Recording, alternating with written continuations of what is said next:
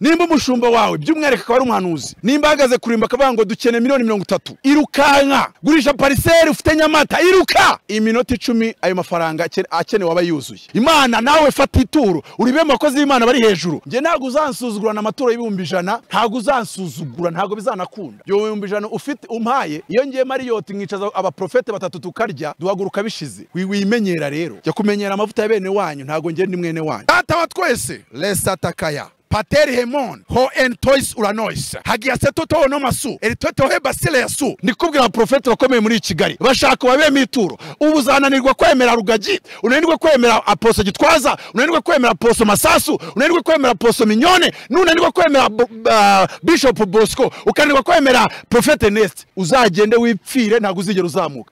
Abanyakigali imiturire yanyu imeze nk'iya Kaini izafata ibisekuru bine. Ndabarahira Uwiteka hamwe na Prophet Bishop Bosco Zerafat, nzajya mfata iminota 5 kuri na channel za Sekira. Niba byanga ubwo ntago bazambona, nanjye bazabura views zanjye. Mvuge neza Bishop Bosco, mvuge yuko afite imbago 80 kubera abantu bakiza ubumuga bwabo. Ibimuga birahaguruka, ibipfama bitwirumva. Abakristo benshi nabo tubona ku YouTube cyane cyane abo muri comment barutwa na za Sireyi z'Kigali. Abantu bigize story, ninde wabaroze mwabagaratiye bamwe babapfapfa. Banyakigali mu rutwa n'amasireyi. Imana nawe fata ituro, uribe abakozi b'Imana bari hejuru. Ndikubwira profete bakomeye muri Kigali bashaka babe mituro, ubuzananirwa kwemera Rugagi, unanirwa kwemera Apostle Gitwaza, unanirwa kwemera Apostle Masasu, unanirwa kwemera Apostle Minyone, nunanirwa kwemera Bishop Bosco, ukanirwa kwemera Prophet Nest. Uzagende wipfire ntago uzigera uzamuka. Pastor wawe abari nk'Imana mu rusengero rwanyashumbye. Nimba umushumba wawe by'umwereka akaba ari umuhanuzi, nimba ahagaze kurimba akavuga ngo dukene miliyoni 30, irukanka gurisha pariseri ufite Nyamata, iruka iminota 10 ayo mafaranga akenewe aba yuzuye. Nawe abashumba barasarara ngo ariko mwakoreye Imana, ngo ariko rwose bakabwiriza ku mafaranga umunsi wose. No, ariko abantu barwanya ituro. Ubundi nujya korera umuntu ufite abazimu uzasanga pinga Gitwaza na Masasu na Poso Minyone cyangwa abapinga ituro. Nuba n'umuntu pinga ikintu kimwe muri umuntu umwe muri abo bantu cyangwa pinga ituro, uzamenye ko afite abazimu. Utemera abakozi b'Imana b'i Kigali, uwemera Kristo uciye mu zenzira. Nkuko udashobora kwemera Imana udaciye muri Kristo. Kwizera mukozi w'Imana no gufata ibyo avuze mu kanwa ke nk'iby'Imana ivuze. Nge ntago uzansuzugurana amaturo y'ibihumbi 100 kandi Imana yakublessinze mbizi. Ntago uzansuzugura, ntago bizanakunda. Yo 100 ufite umpaye, iyo ngiye Mariyoti nkicaza abaprofete 3 tukarya, duhaguruka bishize. Wimenyera rero, jya kumenyera amavuta ya bene wanyu, ntago nge ndi mwene wanyu. Mukorere mu mavuta, mushyikira amavuta, mububahe, nimubemera muzamwemeye Kristo. Kristo barimo azakora imirimo y'imbaraga. Nimubemera imirimo y'Imana izakoreka. Nimubabibamo muzazamurwa mu mavuta. Nimubasuzugura muzabaho nabi kandi muzababara cyane. Data wa twese lesa takaya Pater Hemon ho entois uranois hagia setoto no masu eritoto he basile yasu hamwe na Prophet Bishop Bosco Zerafat, nzajya mfata iminota 5 kuri na channel za Sekira. Niba byanga ubwo ntago bazambona, nanjye bazabura views zanjye. Mvuge neza Bishop Bosco, mvuge yuko afite imbago 80 kubera abantu bakiza ubumuga bwabo. Ibimuga birahaguruka, ibipfama bitwirumva. Abarwaye sida zirakira, kanseri zirashirira. Imbago 80 ziziritse mu rusengero, ziri mu rusengero. Utugare turahari. Yesu yamamare. Bishop Bosco ndamukunda, yageze kwijambo ngo Yesu ni yamamare. Hari umunsi nzahaza mvuga Gitwaza iminota 20 cyangwa 30. Ndabashuje kandi mbifurije ibihe byiza, amahoro y'Imana bane namwe. Murasuzwa na Nsengimana Elize, nje kuri izi mikoro za Isaro TV kugira ngo tuganire ku kibazo cyangwa se ku butumwa nawe umaze iminsi ukurikirana ku mbuga nkoranyambaga cyangwa kuri za YouTube. Nkabanje rero kugira ngo mvuge kuri uyu mugabo witwa Apotre Mutabazi. Benshi mumaze kumumenya cyane, no mugabo ukunda kuvuga amagambo menshi hirya no hino kuri za YouTube. Ariko noneho ndashaka kugira ngo tugire abantu inama kugira ngo basobanukirwe neza aba bantu bameze nk'abeskoro, bameze nk'abajura. Burya nimwumva ngo Yuda yagurishije Yesu ntimuzagire ngo nukubeshya. Dufite rero abantu bihisha mu iyobokamana, bihisha mu bintu by'ivuga butumwa, ariko bagambiriye kwiba abaturage amafaranga yabo ndetse no kubatera ubwoba, kubabwira amagambo batera ubwoba. Nkuko muri buze kumva amwe mu magambo uyu mugabo yagiye avuga ko niba udatura ngo utange icya 10 ngo abana bawe imodoka zishobora kuzabagonga. Ndetse hari naho yavuze aravuga ngo Kristo b'i Kigali badatura ngo ntawo bataniye na Slay Queen. Amagambo mabi ashaririye cyane. Ndetse hakaba naho yavuze ko we nta wamuha amafaranga 100,000 kumutura amafaranga 100,000 cyangwa se kumuha 100,000 ni amafaranga make cyane ngo ayo mafaranga ayicara muri hoteli akayarira n'abaprofete n'abaprofete n'ababisho. Icyo nshaka kubwira abakristo wenda nzategura umunsi wo kubaganiriza mbabwira iriyobokamana turimo ndetse n'umurongo waryo ndetse yewe na fondasiyo y'ubutumwa bwiza cyangwa se yivuga butumwa abantu bakwiriye kuba bagenderaho kuko abanyamadini benshi bararihusha harimo n'abangaba bamwishakira ndamo. Turebe kuva itorero ry'Imana ryajyaho cyangwa se kuva Kristo aje mu isi umurimo yakoze yabanjirijwe na Yohana Umubatiza, Kristo akurikiraho ndetse asiga n'intumwa yatoranije zizamukorera umurimo. Tuzarebera hamwe rero umuhamagaro cyangwa se uyu murimo w'ivuga butumwa uburyo ukorwa ko abantu benshi barawuvangitiranya ndetse hakabaho no gutera abantu ubwoba. Hari n'abandi bagira gutya bakakora ibintu bimeze nka maji cyangwa feye birirwa babeshya abantu mu nsengero babagaragaza gato ugasanga barimo mujya mubibona ku mateleviziyo hirya no hino. Ibi bintu rero anje kubwira abakristo kugira ngo mwitondere izi nyigisho z'ubuyobe, aho uyu mugabo avuga ati niba pasiteri wawavuze mu rusengero ugomba kumufata nk'Imana ivuze. Ahandi yarangiza akavuga ngo niba pasiteri wawe cyangwa umushumba wawe ashaka miliyoni 40, hita wirukanka ugenda ujye kugurisha isambu bitarenze iminota 10 ubuzanye ayo mafaranga. Hari ikintu rero abanyamadini bari kubikamo abantu kijyanye n'ubwoba birirwa barya abantu amafaranga yabo. Ni ibintu mpura nabyo buri munsi kuri televiziyo BTN naho mba ndi kuvuga ubutumwa bwiza, abateka mutwe uburyo batekera umutwe abantu. Hari abanyoherereza amaudio, hari abanyoherereza amamesaje uburyo bagenda barya abantu amafaranga. Ibyo rero atuzabiganiraho undi munsi, gusa nagira ngo mbabwire ngo izi nyigisho muzirinde. Urumva bafite iminsi, hari umugabo ari kwamamaza ufite idini ryitwa niba ari Zerafati, witwa ni Bosco, arimo aragenda mwamamaza abwira abantu ngo bashaka amafaranga ngo bazajye muri dine ngo izabera muri Serena, ngo kandi kujya muri dine hari amafaranga azatangwa, ngo kandi ngo icyo gihe muzasengerwa muzahabwa umugisha. Ndashaka kubwira abantu ngo ibi bintu mubyitondere cyane, mubyitondere kuko aba bantu bafite imbaraga z'imyuka mibi batera mu bantu, bamara gutera mu bantu ugasa nk'uzungera we bakakubeshya ko bakubonyemo indwara kandi ari ibintu baguteye. Hari nabo bajya basiga abantu amavuta bakarara basiga amavuta amajoro yose ngo na amavuta yavuye mu Isiraheli, ngo nayavuye muri Misiri, bakarara bayasiga abantu kandi bakayasiga bayaguze. Abantu rero bari kubatwara ubwenge, bari kubayayura umutwe, barangiza bakabatwara amafaranga yanyu. Ntabwo iyo uri umukozi w'Imana warahamagariwe gukorera Imana, twese tuzi Bibiliya dukwiriye no kujya tuyisomera tukareka bayigoreka, tugatandukana n'abantu bayigoreka kubera inyungu zabo. Nta hantu tubona Yesu Kristo we w'icyitegererezo twemera twese ku bantu bitwa abakristo cyangwa se abavuga butumwa. Yesu yaje abwira abantu ngo nimwihane kuko ubwami bwo mu ijuru buri hafi.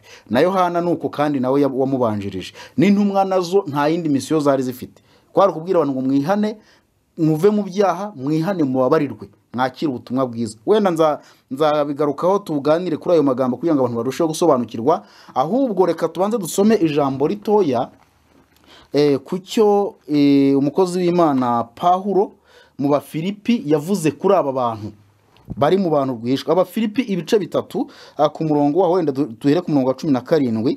Titre iravuga ngo abanzi b'umusaraba wa Kristo, bene data mugere ikirenge mu cyanjye muhuje imitima kandi mwite kubakurikiza ingeso zacu izo mudufiteho icyitegererezo. Hariho benshi bagenda ukundi, abo nababwiye kenshi, nanone ndababwira ndira yuko ari abanzi b'umusaraba wa Kristo. Amaherezo yabo, mwumva hano, amaherezo yabo ni ukurimbuka, imana yabo ni inda, birata ibiteye isoni byabo, bahoza umutima ku by'isi. Mwabyumvishe amagambo? Imana yabo ni inda, bahoza umutima ku by'isi. Ngo mwirinde abo bantu bagenda. Tuzafata amagambo menshi tuyasome ajyanye n'abantu kuva kera abangaba bagiye babaho bateka imitwe. Kristo yarabavuze, intumwa zarabavuze ko hazabaho abigisha y'ibinyoma bagamije mu nyungu zabo. Hari naho tuzasoma hatubwira ngo bazazaho muri bavuga amagambo meza bashukashuka abantu.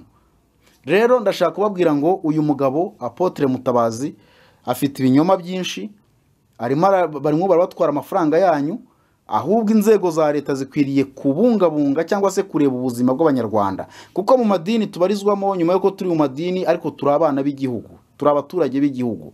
Iyo rero abanyamadini batabaye maso, leta ikwiriye kuba maso. Birababaje kubona abanyamadini benshi barafunze iminwa, ibinyoma biraza baraceceka, ntacyo bavuga, ni niteranya, ntacyo bibabwiye. Ubundi abanyamadini bakabaye aba mbere mu guhaguruka kurwanya ibi bintu n'izi nyigisho z'ibinyoma zikangurira abantu gutanga imitungo yabo n'amafaranga yabo. Ngewe rwose mbabwiza ukuri, ntago mbabeshya. Hari abana umugabo umwe hano mu mujyi wa Kigali uri muri abo bapasiteri ntavuze izina, aherutse kurya imodoka, aherutse kurya amafaranga y'abana. Hano RDB yubatse hano haruguru igikondo kwirebero, ni RDB ni RDB ndatekereza.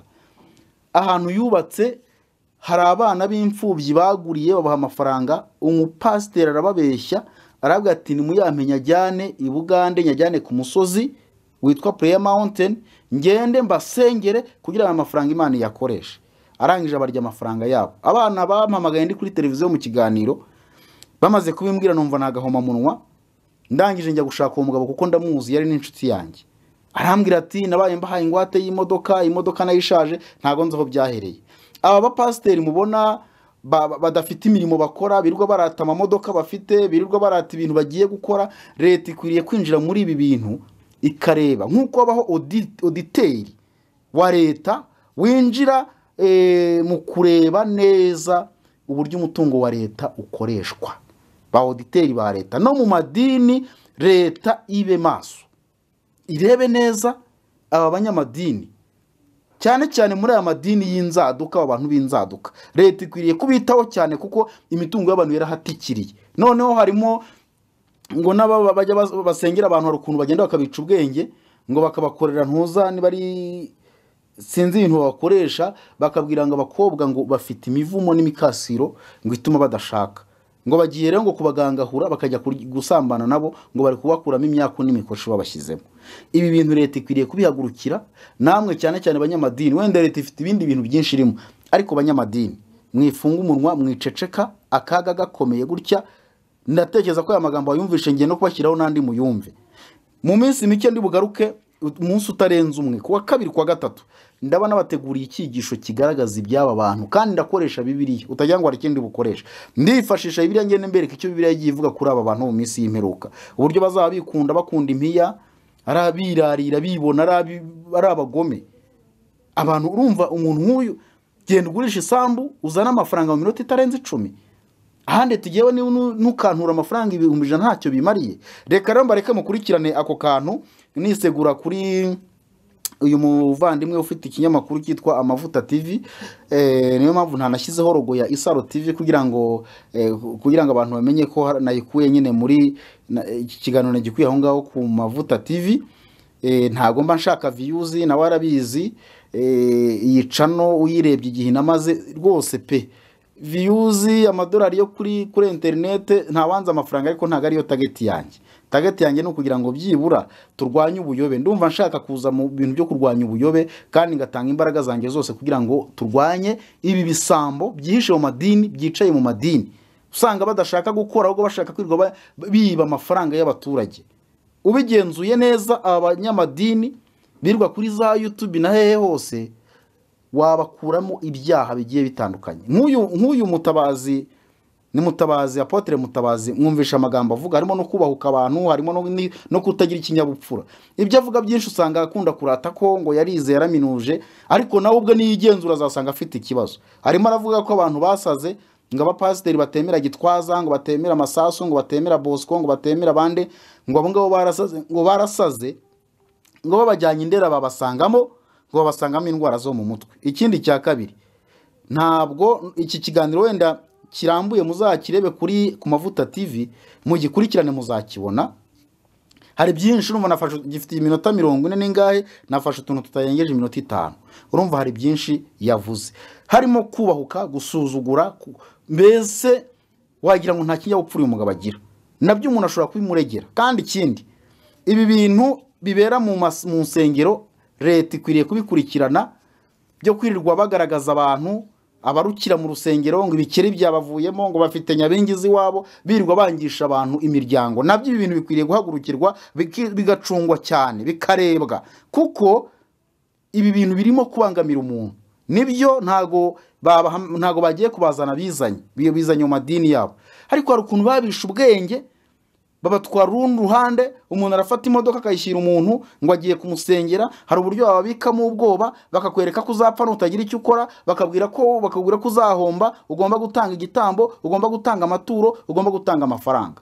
Amasengesho abantu bababwira barababeshya, bazabanze bisengere. Ikindi, iyi turufu birirwa bakangisha ngo barasengera abantu ngo Imana ibaha amafaranga. Niba koko muri abakozi b'Imana kugira ngo mwirwe muteka imitwe, mwasabye iyo Mana mukorera ikabaye amafaranga menshi, mbere yo kujya kuyasabira abandi, mwamara kuyasabira abandi mukajya nabo kubasaba. Niba koko Imana muvuga mukorera musenga ngo igatanga amafaranga, niba itanga amafaranga, kuki mutakwiheraho mwaka amafaranga mukayisaba amafaranga, aho kugira ngo muyisabire bari abantu mujye kubasaba ubuvungukira munabashyiraho iterabwoba? Turaje tugaragaza ibinyoma byanyu, tugaragaze aba bantu benshi turaziranye bifatika. Nzababwira amateka yabo muzumirwa bamwe na bamwe. Nk'uwitwa Rugagi Innocent turaziranye cyane. Nawe yahoze avuga aba bantu ntago byoroshye. Reka mbareke nge tuzasubire ngaruka mu kindi kiganiro, kandi niba ngombwa nta YouTube cyangwa se channel ndajyaho uretse ya Isaro TV. Benshi bantumiraga ariko nkumva sinshaka kujyayo, ariko numa nshaka no kugira hirya no hino kuri za YouTube nkabasha guhangana n'ibi binyoma n'aba ba antikristo batemera Kristo. Aba bantu bishe nk'uyu mugabo Mutabazi. Icyo kiganiro nucyumva uzambwira ahantu yigishije Imana cyangwa yavuze ukuri ku ijambo ry'Imana. N'uwo boss kwavuga uzambwira ubutumwa yigisha ubwo ari bwo, umbwire ko abwira abantu ngo nimwihane ibyaha byanyu. Ahubwo Imana irakuzahuye, irakubatuye, gura amazi y'umugisha, ibikira ibintu nk'ibyo ngibyo. Gitwaza nawe muzatungurwa nimbumvisha video avuga ngo umuntu udasengera muri Zion Temple ngo atandukane no kwizera ko azabona ijuru. Ati umuntu udasengera muri Zion Temple ntazajya mu ijuru. Ati kababayeho. Ni Gitwaza byivugiye. Use nabyo muzavuga ko mbeshya. Taje mbereka ibyo abantu bicaranye mu madini. Benshi bari mu mitwe mu nyungu zabo. Harabajya bavuga ngo bazampagurukira, ntacyo muzantwara. Jewe ndi mu muhamagaro w'Imana kandi mbizi neza, mbiziranyeho nayo. Niyo mpamvu niba ndwanye ibi ushaka kuvuga ati se ntukeneye amaturo, ntayo rwose. Hari n'abantu bagiye bansanga ngo dushinga insengero, ariko ntago nkeneye gushinga urusengero ko nta fiyeri irimo, nta munezero urimo, ngo nukujya kwica abantu mutsindagira abantu mu nsengero batazajya no mu ijuru mwirwa mubabeshya gusa. Nta n'amaturo yabo nkeneye. Pawulo ngo yabambaga amahema kugira ngo abe ugenda ndakora ayo mbonye ngatungwa nayo. Ibya mirenge bizaza ariko ntabigizemo uruhare. Abantu barashaka gukira ku ngufu kandi bagakira batakoze kubera ubujura bwo kwirwa biba abakristo babandi.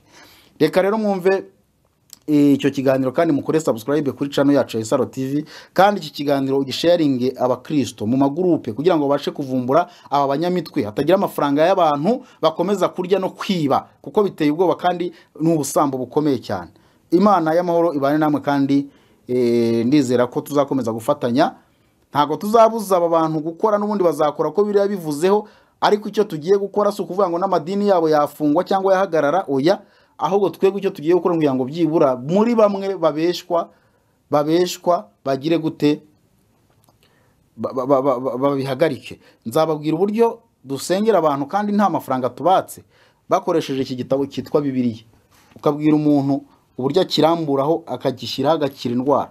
Ubwo buhamya mwirwa mutanga, mujye kuri channel ya Isaro TV mumanuke murebe, murabonaho ibiganiro bigiye bitandukanye. Hari abantu Imana yagiye ikiza indwara zikomeye n'abagiye bahaguruka bari baramugaye, ariko ntago tujya kubyamamaza ku mateleviziyo.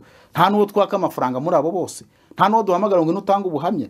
Abantu bavuga ati turashaka gutanga ubuhamya, none mwebwe mu mwabigize iturufu ngo imbago ngo ibiki bitanari byo ari ibintu muhimba mupapira.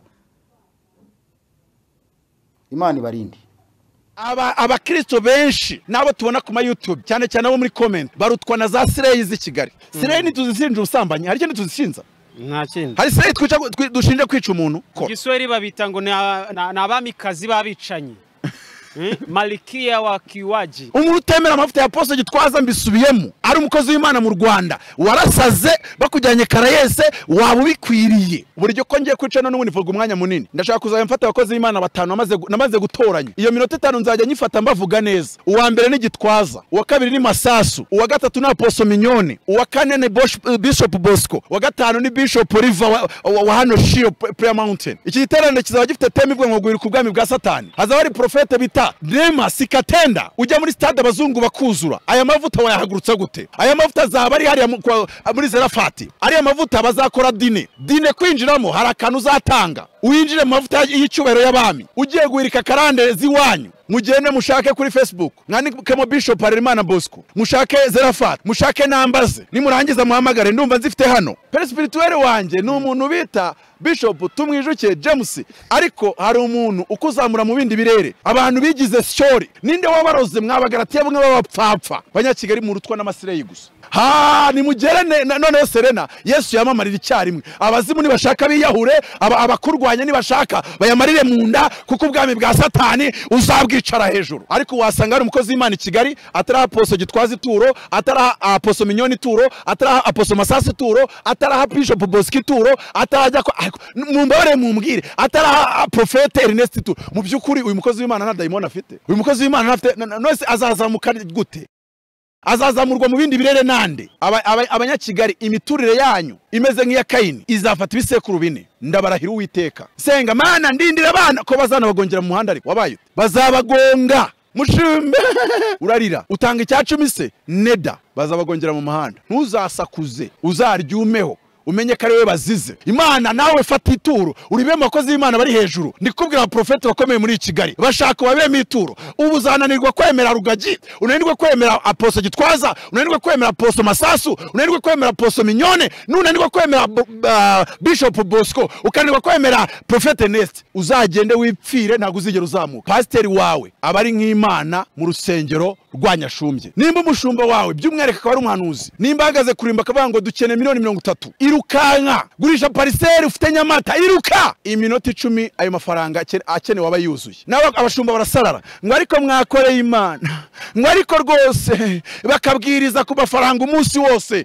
No, ariko abantu barwanya ituro. Ubundi nujya korera umuntu ufite abazimu uzasanga pinga Gitwaza na Masasu na Apostle Mignone cyangwa abapinga ituro. Nuba n'umuntu pinga ikintu kimwe muri umuntu umwe muri abo bantu cyangwa pinga ituro uzamenye ko afite abazimu. Utemera abakozi b'Imana b'i Kigali, uwemera Kristo uciye mu zenzira. Nkuko udashobora kwemera Imana udaciye muri Kristo. Kwizera umukozi w'Imana no gufata ibyo avuze mu kanwa ke nk'ibyo Imana ivuze. Nge ntago uzansuzugurana amaturo y'ibihumbi 100 kandi Imana yakublessinze mbizi. Ntago uzansuzugura, ntago bizanakunda. Yo 100 ufite umpaye iyo ngiye Mariyoti nkicaza abaprofete batatu tukarya duhaguruka bishize. Wimenyera rero jya kumenyera amavuta ya bene wanyu, ntago nge ndi mwene wanyu. Mukorere mu mavuta, mushyikira amavuta, mububahe, nimubemera muzamwemeye Kristo. Kristo barimo azakora imirimo y'imbaraga. Nimubemera imirimo y'Imana izakoreka. Nimubabibamo muzazamurwa mu mavuta. Nimubasuzugura muzabaho nabi kandi muzababara cyane. Data wa twese lesatakaya Pater Hemon ho entois uranois hagia setoto no masu eritoto he basile yasu hamwe na Prophet Bishop Bosco Zerafat. Nzajya mfata iminota 5 kuri na channel za Sekira. Niba byanga ubwo ntago bazambona nanjye bazabura views zanjye. Mvuge neza Bishop Bosco, mvuge yuko afite imbago 80 kubera abantu bakiza ubumuga bwabo. Ibimuga birahaguruka, ibipfama bitwirumva, abarwaye sida zirakira, kanseri zirashirira. Imbago 80 ziziritse mu rusengero, ziri mu rusengero, utugare turahari. Yesu yamamare. Bishop Bosco ndamukunda yageze ku ijambo ngo Yesu ni yamamare. Hari umunsi nzahaza mvuge Gitwaza iminota 20 cyangwa 30.